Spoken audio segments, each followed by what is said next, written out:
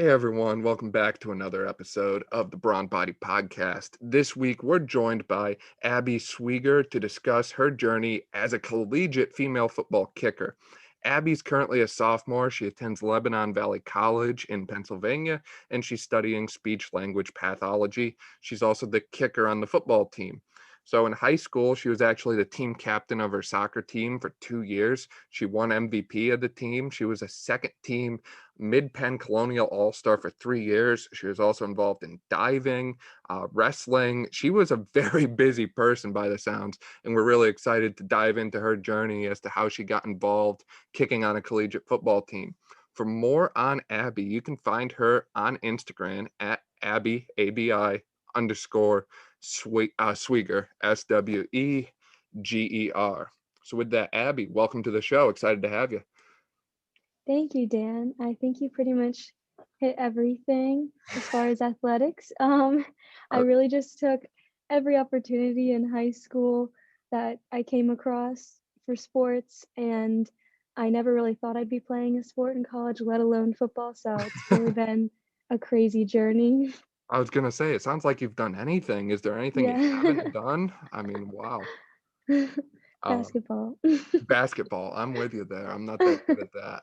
There's this guy who goes to the gym I go to. He plays basketball on roller skates. He's hitting threes Oh and my stuff. gosh. Yeah, more power to him.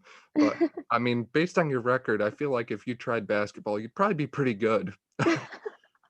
So can you describe what high school was kind of like growing up for you? Was it like a big school, smaller school? I mean, it seems like you've had a ton of opportunities.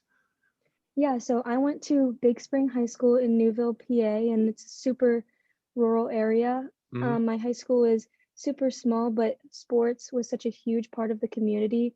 And growing up, everyone knew everyone where I lived. So when something happened, the whole town knew about it. And the area was very, very conservative. So something like a female joining a male dominant team was a really big deal at the time. Gotcha. And a big reason why I didn't get into something like wrestling until halfway through my high school career was because of how controversial it was at the time. There had never been a female wrestler or a football player at my school, so it was definitely a head turner Hmm. where I grew up, but I ended up having a lot of support. That's good. That's good. Man, I wish I knew about you a few weeks ago when we did our female sports show because you would have been perfect for that. Wow. Um, but no, that I get that a lot is, you want to do something you haven't done before that hasn't been done before and go against the grain. And at first people are just kind of surprised. And I Mhm. think we see that in a lot of areas in life, not just sports, but I'm sure there's things that you're doing that people are just like, wait a second, like she can do that? I've never seen that done Yeah. before. So that's awesome that you're kind of setting the trends here, so to speak. So what really brought you into the world of sports? Did you have like a role model or some major influence along the way? So I have two older brothers, one who played football and one who played soccer. So growing up, I was always taught to be super competitive, and I think my brothers made me super tough. And I would say my biggest role models and influences along the way would probably be my parents and coaches. My parents were pretty skeptical at the start of my journey just because of the area I grew up in, and but they never had a second thought about telling me I couldn't do something. They were super supportive the whole time. They came to every single game, every single wrestling match, even though it was kind of hard for them to do sometimes. Sometimes they couldn't watch. Um, but my parents are super supportive along the journey, and all of my coaches have been amazing and really worked together to make everything possible. Hmm. My wrestling coach really became my number one advocate and had my back through my entire career with both wrestling and football. He obviously was at every match, and he came to every football game and was on the sidelines cheering me on. So he's kind of been with me through my whole athletic career. That's awesome. And yeah, and so also my soccer coach was the one who had let me kick in high school, and he kind of worked with the football coach to arrange, when I'd be going to practices. So it was just really great that all the coaches were very supportive. Yeah, definitely. I like how they kind of worked together on things and kind of Mhm. completed the whole picture. The wrestling is really unique though. How did that go for you? Did you have I just think back to I wasn't a wrestler, but I knew a lot of kids who were close. who I was close with that wrestled, and they were always, watching the weight very closely and like, don't Yes. eat here, or like they'd go to a meet and they'd be doing cardio for 3 hours hmm beforehand. Like, it was intense. So how did that kind of go for you? It was definitely something that was more intense than I thought it was, but Yep. going in, I wasn't quite sure what to expect. Wrestling is something I've wanted to do for a long time. I just never really had the support to do it at the time hmm until I was around a sophomore in high school. And um, it kind of makes you realize, like, I think wrestling's maybe one of the most physical and mentally tough sports there are, like, especially in high school. hmm And we had some really great wrestlers on my team. So just watching them be so careful about their weight and take the weight room so seriously was really an eye opener for me. I never really had an issue with weight just because I wrestled in the lowest weight class and just had to maintain my weight. hmm My second year, we had a really good wrestler come in at my weight, so I actually had to gain some weight, which was a lot harder than you'd think. I was, chugging chocolate milk after every practice and eating so much before weigh-in, so that was definitely a whole new world for me, and it really becomes a huge part of your life because every single second of the day, your coach is always checking in on you and saying, "Oh, like, make sure you're at this weight, and how do you feel today?" And it's something that just follows you for a long time, so it just takes on a huge part of your life.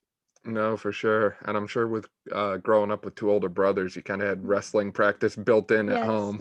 uh, always. Too funny. So what kind of got you interested in football in college? Because, you played soccer, you did diving, so you could have joined like a swim team or something. So why football? So, I only kicked my senior year of high school with no prior experience other than playing soccer my whole life, so my plan was always to play soccer in college, if anything. That's always been my number one sport. I've always played soccer my whole life. It wasn't until I was taken off of the bus at a away game at a football game by the opposing team's kicking coach that my plans really changed. So Coach Erica Vincent Ondeco, who is my kicking coach to this day, had pulled me off the bus, and after I'd made every extra point at that game, to get my contact information, and she asked me a few weeks later to meet with her and talk about playing in college, which was just insane to me. hmm This is something that I'd just been doing for fun for not even a month of my life. So for her to say, "Oh, why don't we talk about kicking in college?" was just a little bit intimidating. She asked me to come train with her over the summer, and I ended up um, and kicking with her that entire summer, and then talking to the coach here at LVC. And I just finished playing my first two games and actually putting points on the board for both of them. So it's pretty surreal that that actually all happened in just like a few years of work. Oh, for sure. But it sounds like it was more than just a few years of work. It was many years in the making. Yes. So how did that kind of high school sports background kind of prepare you for football? How did that kind of put everything together for you? Right. If I'm being honest, I wasn't really sure what to expect when I came in to college football. In high school, I was playing soccer and football at the same time, so the amount of time I was actually spending with the football team per week would just be a few hours, and Mhm. I would go to soccer practice, leave after 30 minutes, drive to the football field, do some live kicks for 10 minutes, come back to soccer practice. And sometimes I would have 3 to 4 games a week and just go from soccer to football games. And I had very little time to actually spend getting to know what the football team was all about other than just going and kicking and helping them out in that aspect. Mhm. But physically and mentally, I think wrestling had prepared me for the mental toughness part of football. And, I've never lifted this much in my life.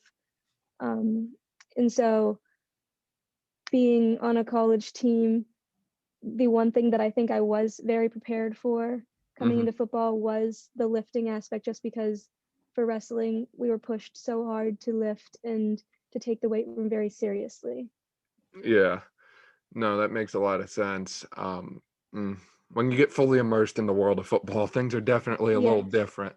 But very I like how different. you touched on the mental and physical side of things, because it's more than just the physical nature of the game. Yes. And some sports psychologists are actually arguing that the mental side of the game, any sport, is far more important than the physical preparation that goes into it, which is absolutely wild to think about. But it sounds like you kind of balance both pretty well. And I'm sure that kind of helps with, from what I know, anyways, you're the only girl on the football team. Is that correct? Correct. So what's Yes. that dynamic been like when you're surrounded by, 100 different guys, you're surrounded by, hmm coaches? How's that impact travel, practices, games, all that sort of thing? Yeah, so it's definitely not easy. A lot of these guys have never played with a girl on their team before, so it's really a whole new dynamic for them. And for me, really, I've never played with this many guys in my life, so it's definitely a little overwhelming sometimes. Hmm. Um, they've made it really awesome for me, so that's great. But something that um, a huge thing is that I have to gain respect both on the field and in the weight room. I kind of had to prove myself to them, which I kind of expected coming in, Hmm. but the coaches do a great job of treating me like any other player. Um, the head coach, Coach Bueller, had been here for the first ever female kicker at LVC, Brittany Ryan, who holds the record for the most points scored in the NCAA by a female. So coming in, the standard was so high, Hmm. and so there was this expectation, and he did not doubt me for a minute, I don't think. So that felt really great, that she kind of had helped me in that way. Yeah. And they tried really hard to get me the same experience as the guys. I actually got my own locker room for the first game, which is something that I've never had. Um, he had called ahead of time and had a locker room for me at Alvernia. So I'm used to getting dressed in, a janitor's closet or whatever bathroom I could find. So I was like, "Whoa, this is really cool." One common misconception that people have is that because I'm a girl, I don't have to do everything the guys do, which is very wrong. I have to do everything that the team does. Being a kicker, there are a little bit there's a little bit of a difference, but every single sprint, every single 6 a.m. lift, I have to attend just like every other teammate. Hmm. If I miss practice, I'm just in as much trouble as someone else who misses practice. I don't get treated any differently, and that's something that not a lot of people realize. Um, but I will say that making my first college extra point was such an indescribable experience because for me, it felt like the first time that I was fully accepted by my teammates. Hmm. I felt like I'd finally proved myself, and it's just so amazing when the whole team is cheering for you, and it's like I finally did something right. Yeah. And I just remember one of my teammates afterwards came up to me and said, "Abby, congratulations. You're officially a college football player." And that just like made me feel so good to feel like, wow, like they really want me to do well. And I had people coming up to me and just saying like, "I'm so happy for you. Like we all wanted this for you." And which is something I'm just not super used to. Like all of the support was so crazy. And I think just from that point on, the bond with my team had just become stronger and stronger after every practice, because it's like I finally got to show them like I can do this and I'm capable of doing something like this. And so I think that was really a turning point for me. Exactly. And football, when you're on a football team, it's more like having a big, giant, extended family. Right. So once you start to build that rapport with them, it just carries over into everything. It's a little bit of Right. a snowball effect. So that's really cool. And I'm sure you've probably seen a difference everywhere else too, like when you're on campus or when you're in the weight Yes, room with yes. them, that kind of thing. So that's awesome. You mentioned too, I didn't realize that our college actually had a female kicker before you. I'm learning a lot here lately, if you Yeah. can't tell. So would you say your goal is to kind of like, kind of you're a very competitive person. Are you trying to compete with her record, maybe beat her record, or are you just kind of out here trying to be the best you can be? I think I'm just out here trying to be the best I can be. It would be awesome to do something like that, but Brittany was just had she had a really great situation coming in. She walked onto the football team and was the only kicker, and she did an amazing job. at what her goal was. She did something that obviously no female has ever done. So Hmm.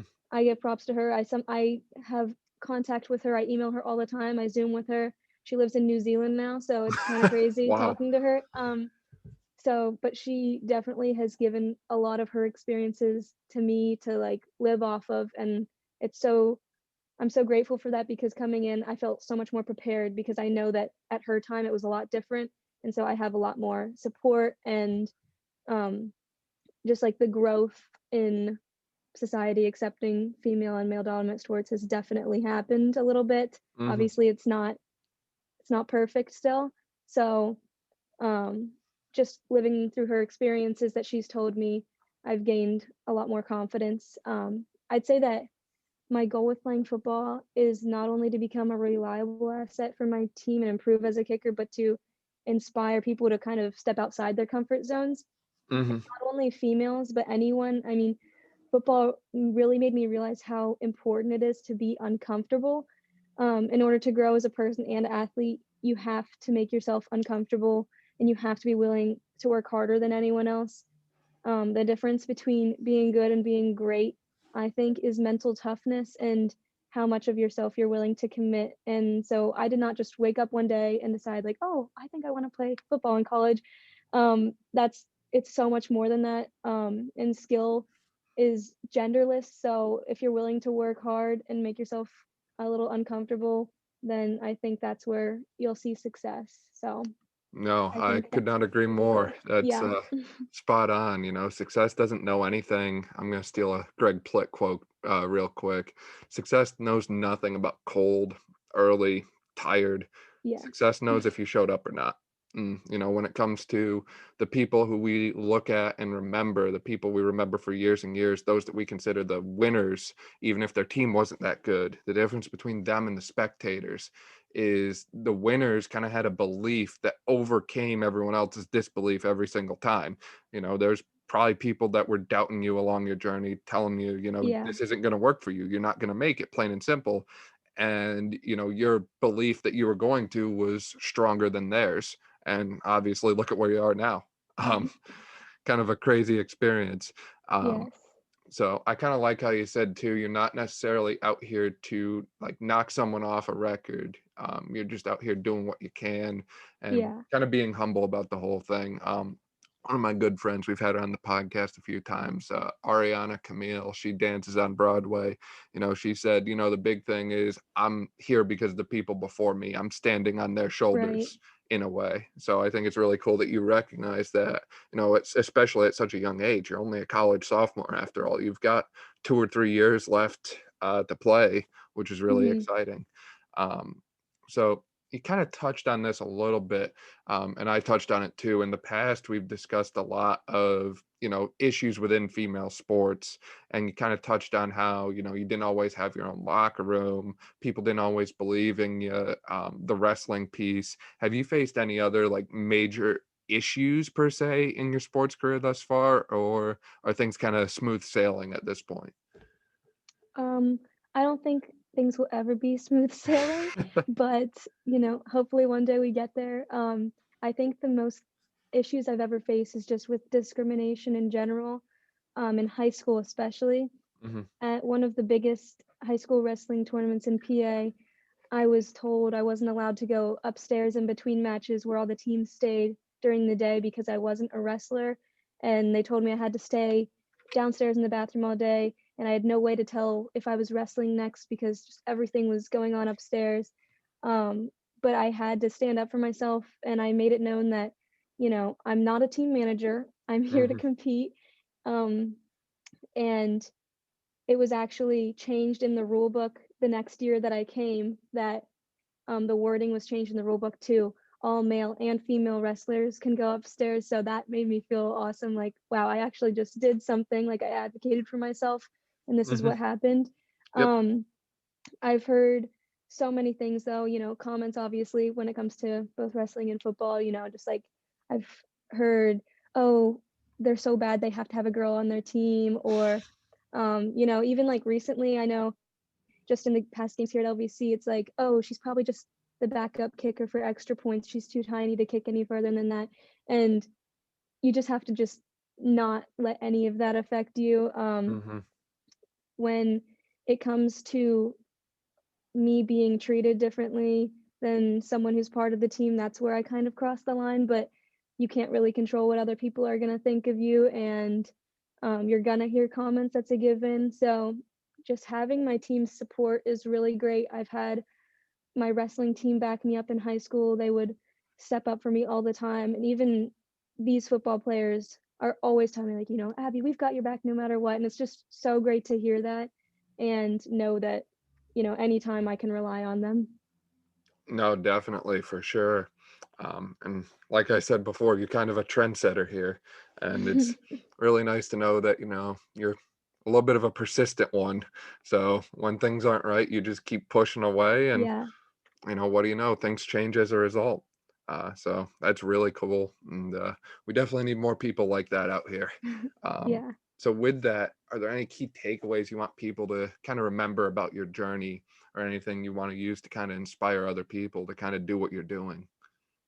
Yeah, so I think I have 3 takeaways from my journey that I want to share. I think one is to never let anyone set limits on you. Not everyone will be on your side, so you have to advocate for yourself. Mm-hmm. 2 is to take every opportunity that you get and make something great of it. And the last one that I think is most importantly is to get comfortable with being uncomfortable, because that's the only way that you're going to grow both physically and mentally. Mm-hmm. No, I think that's spot on. You gotta get out there, make it happen, and keep on keeping on. So you said it better than I did. But with that, Abby, thank you so much for joining us on this episode of the Thank podcast. you. And for those listening, make sure you subscribe, because Abby's back this Wednesday, and we're going to talk a little bit more about the physical side of the sport. She mentioned, you know, people are kind of doubting her because they're like, how can she do that? Well, she's going to tell you how, and then maybe you will end up doing the same thing. Who knows? So, Abby, thank you again. Always a pleasure. You're welcome. Thank you. Hey, thanks so much for listening to this episode of the Brawn Body Podcast. Hope you enjoyed. Be sure to subscribe and leave a review if you're listening on iTunes. Those really help us out. We'd also really appreciate it if you shared this episode and all of our other episodes that you've listened to with a friend. Last, I want to give a shout out. These episodes are brought to you by CTM Band, Compression Tension Movement. You might remember that I had the founder of the CTM Band company, Dr. Kyle Bowling, on the show a few months ago. Kyle put together some amazing recovery products that are being used by NFL players. They're being used by Boston Marathon champions, Kentucky Derby winning horse jockeys. Some of the most elite athletes on the planet are using these things. And I have a special offer for you as listeners of the show. You can go over to ctm.band. That's the website, ctm.band. And use the coupon code BRAWN10, BRAWN, then the number 10, 10, to get 10% off everything over on that site. And that code stacks on top of all other coupon codes and promos and deals that they run over there. So it's really an amazing deal. You could get 25% off if they're running a promo, and then stack 10% on top of that. So make sure you take advantage of that. And if you'd like to support the show even more, there's a link down in the description to donate on a monthly basis. We really appreciate all your support and love, and we look forward to continuing to bring you awesome podcasts and awesome content on Instagram and social media every single day, every single week. Thanks again, guys.